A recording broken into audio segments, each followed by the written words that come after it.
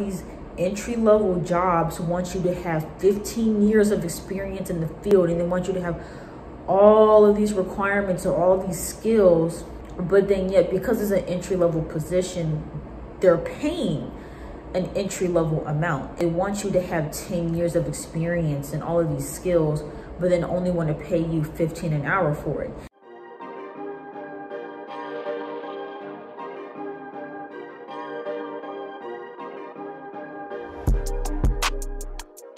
Hey guys, it's Bree. Welcome back to my channel. I'm back with another video.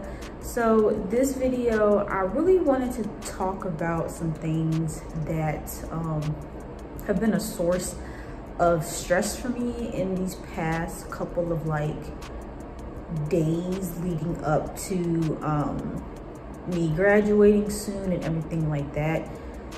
With me finding a job, right? I think one of the main goals for people that are trying to graduate is that they are, you know, aiming to find a full-time job by the time you graduate. Like, that is the goal. From the moment you decide what college you want to go to, from the moment that you decide what major, you know, you want to do, even though most people end up changing their majors, but like once you decide on like whatever career that you want, the end goal is always that you get your degree and then you go into your career. But of course, it doesn't always happen like that for everybody. It's not always a seamless thing.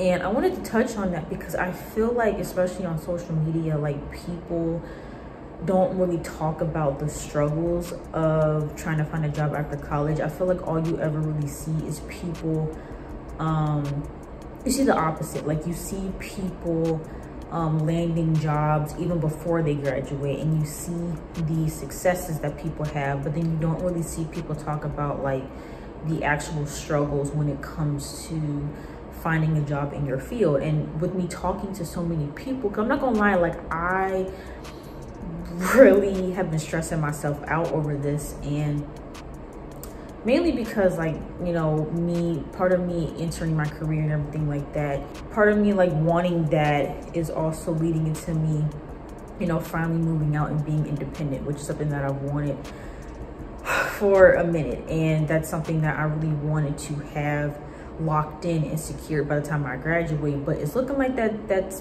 might not happen.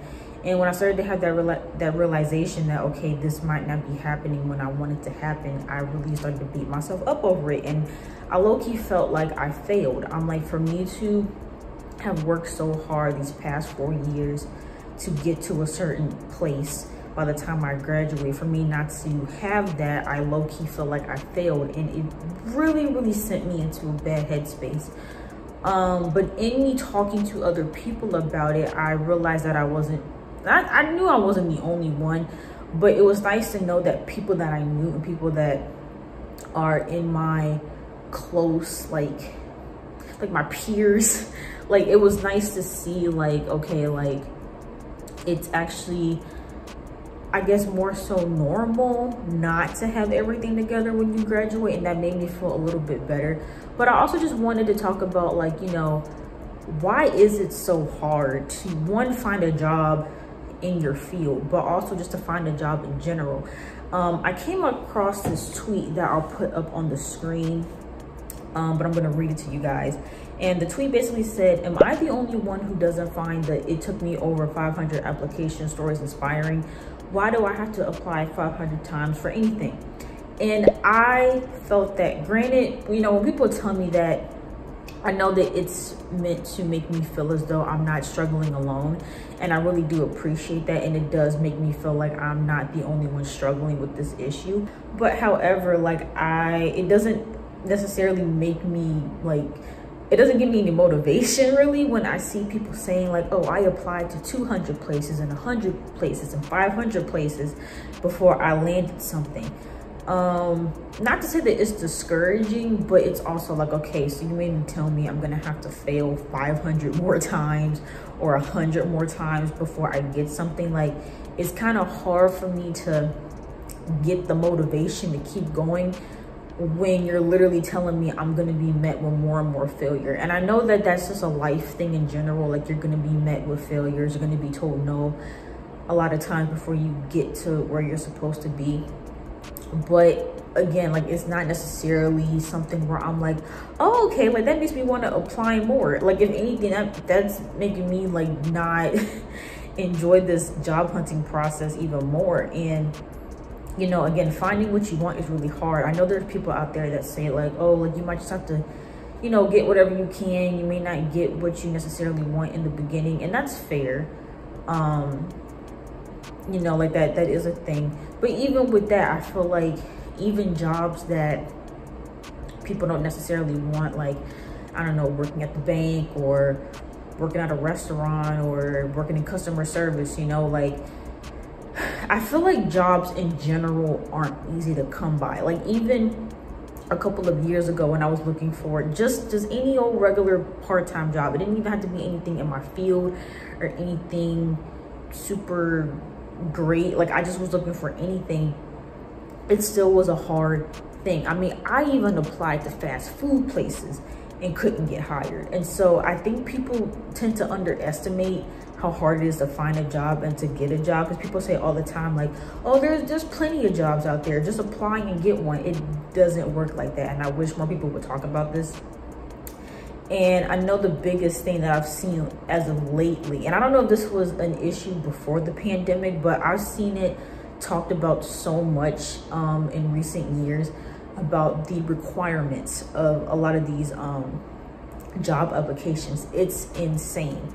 And I'm more so talking about like entry-level positions, because again, when you're entry level, it's typically someone that is either still in college or coming out of college, and they're just now entering their career. Like, that's the whole point of an entry-level job. You're just about to enter the workforce, you're about to enter your career. However, the requirements of these jobs don't reflect that. A lot of these entry-level jobs want you to have 15 years of experience in the field, and they want you to have all of these requirements or all these skills at an entry level. And it almost makes it impossible to apply for these jobs. And it's weird because it's like they're requiring all these years worth of experience. They're requiring that you have all of these skills that you don't typically learn until you're further along in the career. But then yet, because it's an entry-level position, they're paying an entry-level amount. And so, you know, they want you to have 10 years of experience and all of these skills, but then only want to pay you $15 an hour for it. And I think that's kind of like the scam in a sense, where it's like they don't really want someone entry-level, but they don't want to pay people the amount that they should be getting for the amount of skills that they're bringing to the table. And with that being said, I've started to peep, and a lot of people started to peep, that like the value of the college degree is starting to diminish, because now it's less about the degree and more about the skills. And I think a lot of people are starting to realize that like a lot of these skills that jobs are requiring aren't necessarily taught in college. Like, I know for me, like a lot of the jobs, because I'm in marketing, and so a lot of the jobs that I apply to, they require that you have skills in like data analytics, like certain softwares. Like, they want you to know how to use certain softwares. And I'm not gonna lie, I'm about to finish up college and I have not learned a lot of the software that's required for these jobs. I'm trying to think of some off the top of my head, like HubSpot, I think, is one. MailChimp is another one. Even though I've used MailChimp like on my own, but it hasn't been incorporated like into classroom stuff. And yeah, like Google Analytics. I didn't take one class where we played around with Google Analytics, but there's never been like a course or like a lesson within a course that was focused on teaching you how to use these programs. And these programs are the basis of a lot of these entry-level jobs. So what people are having to do now is they now have to take extra courses outside of college. They're having to take certification courses, which is what I'm looking into now. And so it just sucks, because now it seems like, what's the point of the degree if you're not getting the skills and you're not learning the skills that are required for these entry-level jobs? And it just really, really sucks, because it's like, what was the point? What was the point of school? They still make getting a bachelor's degree a requirement, but then you have all these extra skills that you have to learn literally on your own outside of school, which makes it really, really difficult. But that's usually where internships come into play, right? Because with the internship, you do typically have the opportunity to learn some of those skills. And that's why I would highly recommend that you don't wait until the last minute to get an internship. If you can get an internship as soon as your freshman or sophomore year, I think that you're off to a great start, because a lot of the stuff that you need for jobs is in the internships and not necessarily in college courses. And so, yeah, that's one thing I started to peep too. But then it's hard because it's like, as much as I would love to take on an internship, I'm at a stage in my life right now where I'm not really looking for anything like part-time or anything that pays really low or doesn't pay at all. I'm looking to work full-time and make a full-time salary and be able to live on my own. And so it's really hard because it's like I need those internships for the jobs that I want, and is putting a really big dent in my plans. And so granted, I did try to get internships before this point. The ones I applied to, I just didn't get, unfortunately. But yeah, like definitely but even with internships, right? Like with most like the point of an internship is to learn, is to gain skills, it's to work under somebody and develop a lot of the skills that you need moving forward for a real job. But now I'm starting to see too, and even with talking to other people, that now with these internships, they aren't really teaching you anything. Because I've already started to notice that with entry-level jobs, they don't really want to train people anymore. They want you to come in already knowing everything, which is why they have such lengthy requirements. But now that's starting to become the case with internships. And I can only speak for myself, but I have heard this from other people in other fields as well. But even just speaking for myself, when I look for like digital marketing internships or social media internships, they aren't really looking to teach me how to market through those channels. They want me to come in already being familiar with it, me already knowing what to do, so they can kind of like put off those tasks to me and not have to worry about it. Like when it comes to social media internships, almost every single one I've seen, they want you to come in already knowing what you're doing, so then that way they can be like, okay, cool, you know what you're doing, go handle Instagram, go handle Twitter, go handle TikTok. Like they don't want to teach you those things. They want you to just basically come in and do their busy work, and you don't really gain a whole lot from that. And so it's hard too when you have these internships that are supposed to be teaching you the skills that you need for these jobs, where they also don't want to train you, but then the internships aren't giving you what you need either. And so it's just really, really hard, because even in interviews, right? Like some people will come into these interviews saying like, hey, I want to learn this, this, and this. But then when a recruiter hears that, they hear, oh, you don't know how to do these things, or we're not going to hire you, even though internships are supposed to be about teaching. And so it's just this weird cycle with these companies where they want you to have everything from the get-go, and they don't want to teach, and they don't want to, like, you know, help you out with anything.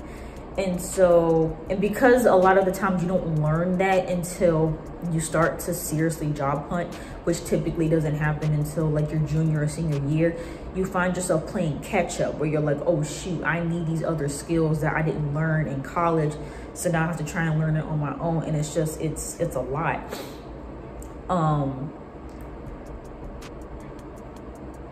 And another thing too that's really frustrating is that, you know, obviously with the pandemic, we saw that certain jobs don't need, you don't need to necessarily be in an office setting to do jobs. Like a lot of jobs can easily be done at home virtually.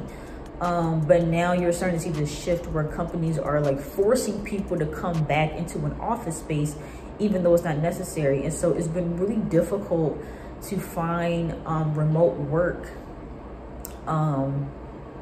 too, because it, you know, a lot of companies, you know, they don't want to do that, which I find to be really weird that they're like pushing for that. And I've even seen too, because another thing I want to get into as well is that a lot of companies haven't been very honest with their with their job descriptions, like when they, you know, write out what they're looking for, they aren't being completely honest, especially about the remote thing. I have literally seen companies mark their jobs as remote, but then when you actually read the listing, it says like, oh, but you're still required to come in 2 times a week, or you're still required to come in once a month, which you can, I guess you can still technically call that a remote job, but I would look at that more as hybrid, because hybrid requires you to be remote and come into the office. But a complete remote job is what that is. It's completely remote. You're not required to go to a physical location. And so I have seen companies put remote as, you know, a part of their job listing, I guess to entice people. But then once you actually read into the fine print, you actually are required to come into the office. And I really don't like that they are trying to deceive people in that way. I think you should just be upfront and say that it's either hybrid or, you know, whatever. And another thing too that I've noticed is that a lot of companies, especially if they pay like a decent amount, they want you to go through so many interviews.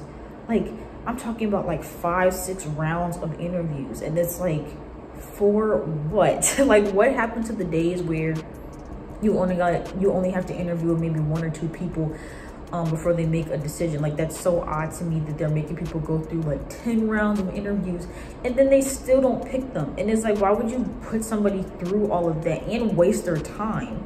Because when people are doing that, they're more than likely not interviewing with other companies. They're usually just focused on that one company if it's like that many interviews.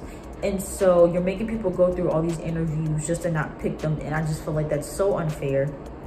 I also low-key don't like phone screening either, but that's just my personal thing, that I have really bad phone anxiety. And so I just don't like speaking on the phone with people. But even like with that, you know, having to go through like a phone screening and then going to like, you know, 2-3 more interviews after that, it's just going through the interview process is very, very tedious. Preparing for it, actually going through it, and then waiting to hear back is such a tedious process. And then imagine doing that for multiple companies at once.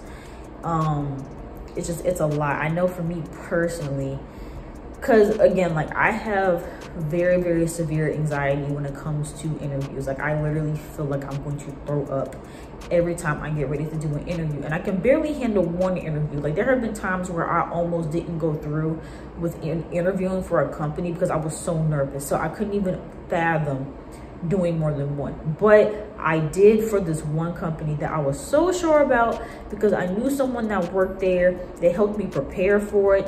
They pretty much gave me like what I needed to know beforehand for each interview. They helped me prepare and do research. Like, I had a really good chance with this company, especially knowing someone there and me having like more than enough requirements to do the job as well. And so this was the one time that I committed myself to going through 3 interviews. I went through 3 interviews for this one job, and unfortunately I didn't get it. They said that I was like an amazing candidate, and it came really, really close to me and this other person, and they went with the other person. But that also reaffirmed why I feel like going through multiple interviews just isn't worth it. Unless it's for a big company that you really want to work for. Like, if it was for Google, then yeah, of course I'm gonna go through like 5 interviews for that. But for the most part, I just think that's very tedious and unnecessary. And yeah, like, again, just finding jobs that you want, that you feel like is worth it, that you feel like pays enough. Because even with that too, it's like, when it comes to full-time internships, again, most of the ones I've seen, if not all the ones I've seen, they don't pay any more than $15 an hour.